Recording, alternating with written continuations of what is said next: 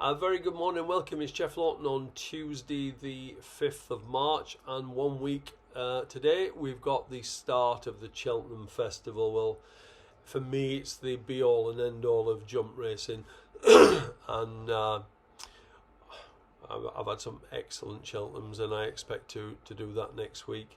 I'm not going to harp on too much today because I've only got another 4 days left on this channel before I take at least a week's break. So I'm going to quickly get into today. And I have to say today's racing is not only is it poor, but it's on bottomless ground. So you're going to need to be careful. You need to make sure if you are going to find horses yourself that you've got horses that can handle it. That's always an issue. There's a massive difference between soft ground and heavy ground. People think it's similar, but it's similar, but it certainly is not the same. So let's get into the racing today. I'm not going to touch the meeting at Lingfield, but I have got 3 races that I'm interested in at Newcastle. So we're starting the 250, Esppotier. This horse always been held in high regard by Lucinda Russell and Peter Scudamore, so it was a bit disappointing that it took him 3 goes over hurdles to get off the mark. However, both his beaten runs were over 2 mile, and he always looked on the sharp side for him. But when they upped him to 2.5 miles on heavy ground and let him front run, we saw a totally different horse. He was then up to 3 mile in a grade 2, and although he travelled well enough into the home straight, it was obvious he wasn't going to be competitive in that grade over that trip, and he was pulled up.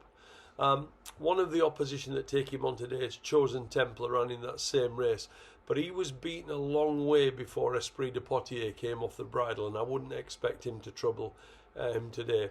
Back in a much easier grade, he should be very hard to beat. In the 320, Lucinda Russell also runs So They Say.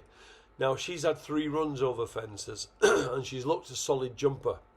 All 3 have been over 3 miles where she's front run, but this drop back to 2.5 miles in this small field should suit. She should be able to totally boss this race. She's the only front runner and she should be able to dominate and really shouldn't take a lot of winning. 350, Jordis Dream. Now here's when I say to you about joining the private service and getting the bets at 8:30. This is a typical example. When I sent this bet out at 8:30, it was 7-4. Now it's actually a shade of odds on as we speak. So the cost of the subscription to the private service will more than be covered by the difference in prices. Esppotier exactly the same. So let's look at Jordis Dream. He's very lightly raced for a 9-year-old. In fact, he never saw the racecourse until he was 6 when he won a bumper on debut.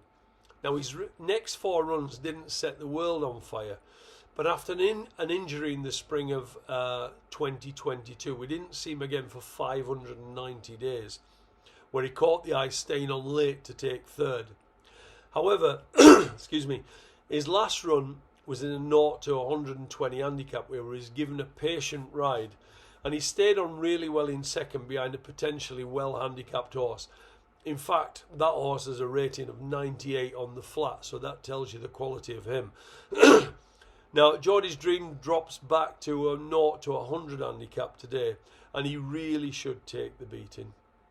So, if you're interested in joining the private service and getting the bets at 8:30, if you're interested in getting all the bets for Cheltenham, then you need to drop me a line. My email is below, jefflaughtonmanagement@gmail.com. And if you want to subscribe, this will tell you when I come back online. Now, it may be another week or so, it may be longer, but if you subscribe, you'll get a notification as to when I'm coming back online.